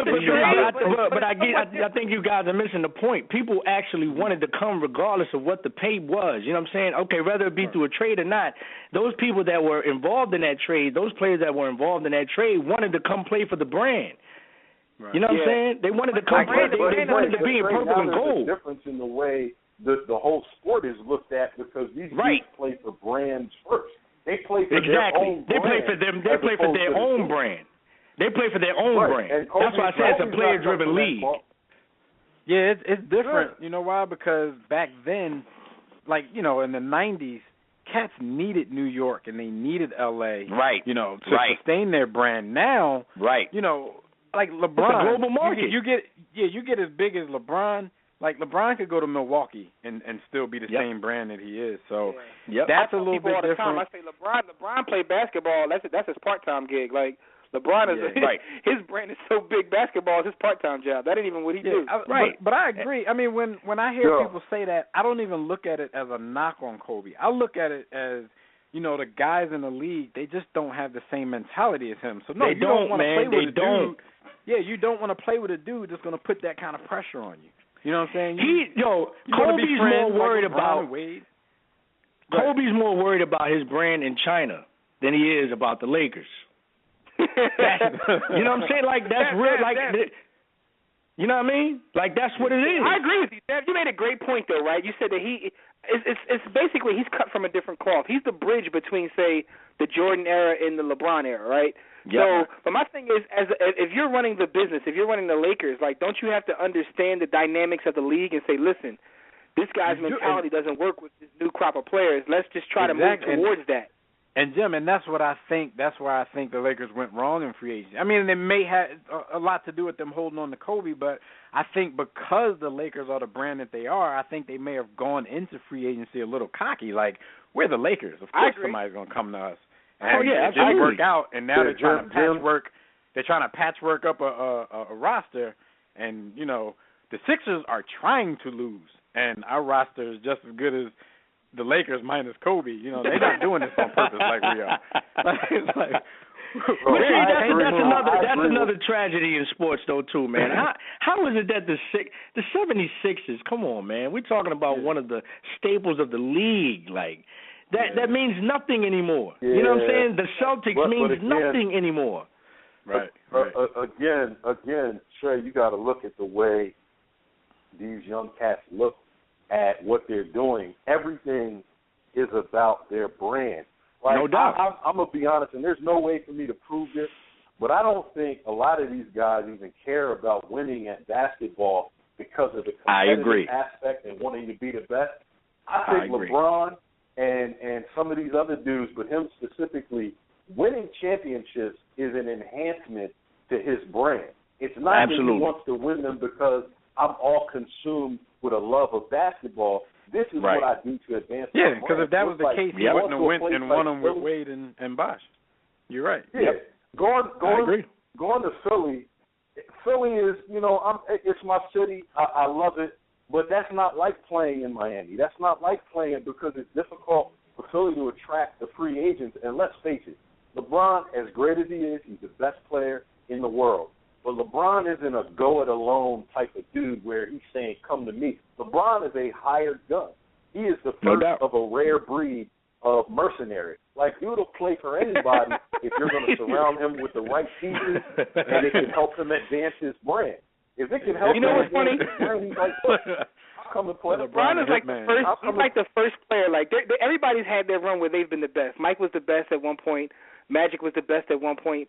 But like LeBron is the first guy who's like the best at this point who's not an alpha male. You know what I mean? Like he is the best. He's clearly the best player, but he doesn't seem to have that alpha male mentality. And I think a lot of it has to do with what you said in terms of them worrying about a personal brand as opposed to the sport itself. See, back in the days, guys just worried about the sport and everything else took care of itself because of your success in the sport. But you don't even need success in the sport. If you stay in the headlines and the tabloids with TMZ and this, that, and the third, they don't even need success in the sport to get the same sort of revenue off the court. I mean, and there's so many reasons for that. These days, you can steal draws in Cologne and then get an endorsement deal from it. So, it's sort of like, P.T. Barnum. Y'all remember? There's no such thing as bad publicity. Y'all remember when a professional athlete or celeb, Trey, hey, you go to the club and it was on the athlete or the entertainer or their record label to pay for the bottles and set the tables up. These athletes and celebs understand now that they are such heavy influencers via social media. I'm not going to the club unless I'm getting paid or I'm getting compensated because 24/7, 365, my brand is worth something. So now that's, everything is about the value of the brand, and I think that overall hurts the game. It hurt the game tremendously. But I didn't like LeBron. It travels outside of even sports, even back into, say, the music business. It's funny because you see the same thing in the music business where it's not about the art, it's about the commerce, and it's about the brand. Right. I'm currently reading a book now called like Michael Jackson Inc., and it's about it's nothing to do with his career musically. It's all about him business-wise and some of the moves he made strategically throughout the music business. And it's interesting because a lot of this stuff that we're talking about, he's responsible for, but people don't really pinpoint him to that. But he recognized early his value. So it's another side to this because for so many years, players, entertainers, these people did not recognize their value and they were taken advantage of. But it's kind of like flipped the other way. Now they recognize their value, and it's like, the hell with the art or the sport or the craft. I'm going to milk this and make as much as I possibly can. I don't know where the happy medium is because we've never seemed to find a happy medium. That's why no knock to a guy like Sean Carter.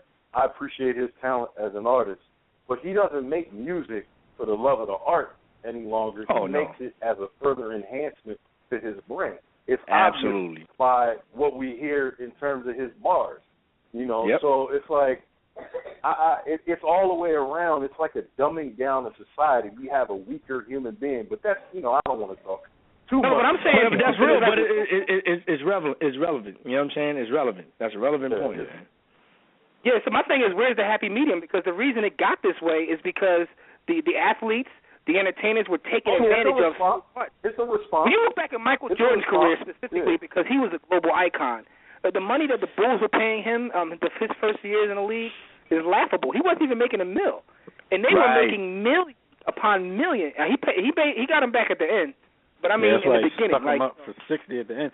I mean it's kind of going like. But that's the same thing with Magic too. Magic was making he signed a $25 million contract for 25 years. 25 years. Yeah. You know what I'm saying? Yeah, they got Magic. They definitely got it. But my thing is, how do we get back to a Magic happy medium? Had the perks, because though. He's never been there. He had the perks. he might have overrun with the perks, the Forum Club and all that kind of stuff. Probably shouldn't have been there as much as he was, but right. He got to hang with the owner. What happens in the future? How do we get back? How do we find a happy medium within sports, whatever you want to talk about, culture in general? Because now it's like the brand matters more than the art or the sport. Like we've never been in that happy medium, and I don't understand how we'll ever get there at this point. It's tough, man. Now with social media around, and it's going to be tough, man. Life has turned into a hustle. And, like we said, it's no longer about the art. It's about the hustle. People see a way out of a situation. So they're going to give the public and the masses what the public and the masses want, which is not much these days. They're going to give you just what you want because they're going to get money from it because it's a hustle. Yep. I'm not doing this. Like, I'm not rapping because, I have a love for hip-hop. Half of these dudes out here rapping couldn't even name artists like pioneers that started this thing, but they're doing it because they see that a lot of dudes found a way out of their economic situation by rapping. So that's what I'm going to do. Has nothing to do with the love. I mean, and it's like that for sports as well. A lot of people see it as a way out. And it shows in the product. It shows in the product. Exactly. It shows that this is strictly a hustle. You can listen to a song and tell someone was like, I need to get on the radio. It's like obvious. That's all you do. That's all I'm trying to do. When I listen to some of the classic albums, had no radio songs. Like I was listening to America's Most Wanted the other day, and I'm like, none of this could ever get played on the radio back then. But still, it's a classic album, which is hilarious. Speaking about hip hop. Which is actually, America's Most Wanted is actually my favorite album of all times. It's the perfect mix of West Coast meets East Coast. You got the Bomb Squad and you got Ice Cube, who was on his game at that particular time. Absolutely. You know what I mean? It's talking about my top 5. You said it's number 1 though? That's number 1 for me. People, especially coming from the East Coast, especially coming from Philly, people look at me like all the time, like word, like yep. I killed that album. Number 1, son. The beats was banging. The social, political aspect. The rhymes was hard. Like I haven't heard another album cut to cut from the first one to the last one better than that. There's always one glitch in the armor with somebody. It is. But the one album I can say when I first heard Illmatic though, I sat there and I sat speechless. Like I couldn't say anything. Y'all like One Time for Your Mind? You like that record? I actually do. It fits with the whole thing. Yeah, I like all of them. But listen though. No, I mean you can't go wrong with either one. I just saw Ice True. Sesame Street. I just saw Ice Cube on Sesame Street with Elmo, and I'm like, hold up. That's the dude that made F the Police. Like so that. You see how he transcended? That is crazy. That's growth. That's growth right there, man. But it's Ice Cube a grown man now. He a grown man now. That's what I'm saying. It's definitely growth, man. But I couldn't believe when I saw that. I'm like, he made. He can still feel like F the Police, but he got a son, and his son like Elmo. You got Word. Yeah, man. But it definitely is. But I'm just saying though, like that's where we are in terms of music and in sports in general. And I don't know how we get out of there, man. But I don't know, man. You know what you do? It's gonna come down to the people. Just like I've taken a stand on music, and I've also taken a stand on, it got to be a special game for me to watch NBA now. You know what I'm saying? Like, I'm just not a fan of the way the game flows anymore. Like, everything is pick and roll. You know what I'm saying? Everything is, there's no going in the block. There's no, you know what I'm saying? Like, the flow of the game is just whack to me. You know what I'm saying? The block ain't no more. You can get some. You can get some block work if you watch Memphis and Memphis, right? And maybe it stops there. That's it. Because a lot of that, even in the NFL, I was telling, me and Dad were talking the other day. I said, it's hard to watch the game. Every 2 plays is pass interference. It's like they made it so difficult to play defense, and that's in every league. You talk about baseball shortening the fields to get more home runs, or basketball. You can't post up anymore, and the hand check is going. Like, they make it so hard to play defense. Again, that goes back to everything being a hustle. Offense. Yeah, but with basketball, I agree exactly with Trey Lee is saying because, we do this for a living. So we get excited, when basketball season comes around, we're all over social media and all on the shows that we do saying this thing of ours. But I swear to y'all, the other night, opening night, when the first game came on, I'm hyped to watch the game because I haven't seen no real ball in a while. I watched 5 minutes of this game, and, I start watching network TV. I turn the channel. It's just me and you both, man. I'm like, I got some shows to watch. Yeah, it just doesn't flow the same. I definitely put more into the World Series than, basketball this week. And yesterday I was watching, Blackish and stuff like that. I couldn't do it, Yo, so I feel what you're saying, man. Tony Kornheiser. It's a different. Yeah, I'm an old man now. I don't know how I'm gonna keep the balance though, B. I gotta watch it for us to do what we do. Yo, it's difficult. It's definitely difficult. I look for matchups. I mean, for me, I feel you. I'm in the same place. Some of these games are absolutely terrible. But, the opportunity to see Russell Westbrook go at Damian Lillard, I relish that. I look forward to that. Or the opportunity to see my man Jay Crossover do his thing and see, but I can't do that. Then I got to watch Russell Westbrook coming in with a skirt on, which also bothers me, but that's another story.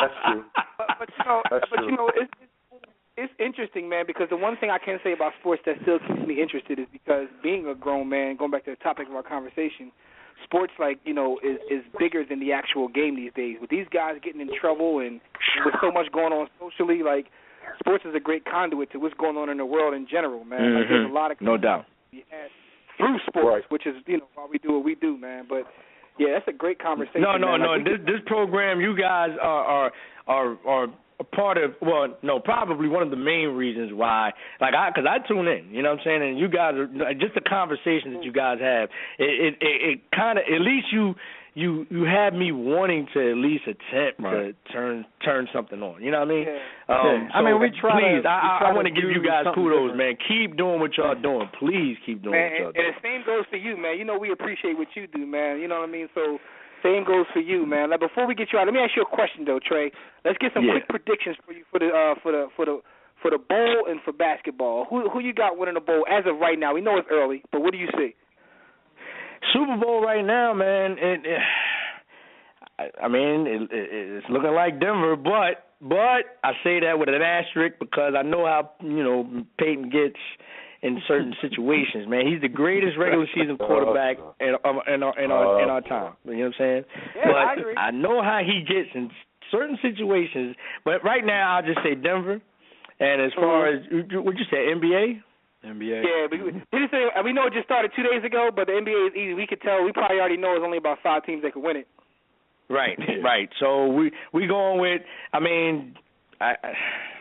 I guess we have to say the Cavaliers right now. Because it's setting up to be that way. The Cavaliers and the Spurs, and truthfully, I'm not a Spurs fan, but I was happy to see the Spurs win last year because they are the last team that I see in the NBA. Yeah.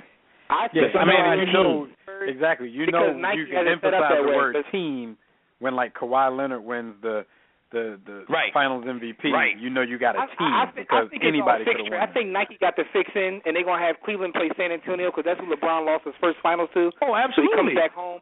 It's like storybook. It's like a storybook ending. Yeah. Before we get you out of here, though, how can our audience, we all got the album, but how can anyone who doesn't have the album or hasn't heard it as of yet, how can they get their hands on it? What's the different ways they can get it? Oh, no doubt. You can go to, so everybody that's on their computers and their iPhones and Samsungs and all that, you can go to iTunes, you can go to Amazon, you can go to Google+. It's on every digital store out there. And then the bonus of it is that I still sell hard copy CDs. And not only that, I autograph these CDs as well. So you can go to www.TraceyLeeMusic.com. That's TRACEYLEE music.com. I will sign that joint, personalize it, put it in the mail as soon as you order it. So everybody go cop it. ESQ The Revelation. It's out now. Man, thanks for your time, man. We appreciate it, man. Keep up all the good work in hip-hop, man. We need more music like that. Nah, man, appreciate y'all, man, just for giving me a format to speak and chop it up with you guys. Matter of fact, man, I would love to come back, man. This is my thing. Always, Sports and music go hand in hand for me, so, I would love to come back and talk to you guys. Anytime. Yeah, that invite is extended anytime, man. You just hit us up when you're ready, and whatever Thursday, man, you come on and we can do it again. Beautiful, right, beautiful. Sound good. No doubt. All right, T. Lee. Easy. All right, we'll talk. All right. Thanks for everybody joining us again in the War Room. Shout out to everybody in the chat room, those on Facebook and Twitter, the callers who called in. We appreciate it. Those we didn't get to, we apologize. We had a great show. Special thanks to the homie Tracey Lee for joining us to chop it up about sports and hip-hop. Make sure to go to TraceyLeeMusic.com, and you can get the album. Like he said, he'll autograph it for you. And don't forget, tune in next week, same time, same place, live right here or on demand. The War Room Sports Podcast Network will have a lot of great content there. Make sure you always check that out, WRSPN.com. On our show next week, we'll recap NFL Week 9, look forward to Week 10, talk about what's going on in the NBA and more. So until then, enjoy your week, and we'll see you right back here next time. All of our conversations, Facebook and Twitter at War Room Sports. Our videos are WarRoomSportsTV.com, and all of our network shows again, WRSPN.com. Until next time, everybody, don't accept mediocrity and be steadfast in the war against ignorance. We'll see you chumps on top. I'm on the verge, yes sir. About to take it back to 88, get back to beats and breaks with my man Guru on the ones and twos over this groove. I confess to confirm that I'm just the man, the brand, the standard. Instagram it, yeah, the champ is here, they can't compare. Didn't know with the bars, I was raw, okay. So the quote Kevin Hart, y'all gonna learn today. I'm the greatest in the make, dare I say. Attorney with wordplay, rare I say. The verbal displays like Dirk's fade away, which is why with the mic they call me all day Trey. L-double-E, them or me, I'ma keep it funky, young and I'm in another league. Like KD in the summer league. Better yet, Goodell, man, I run the league.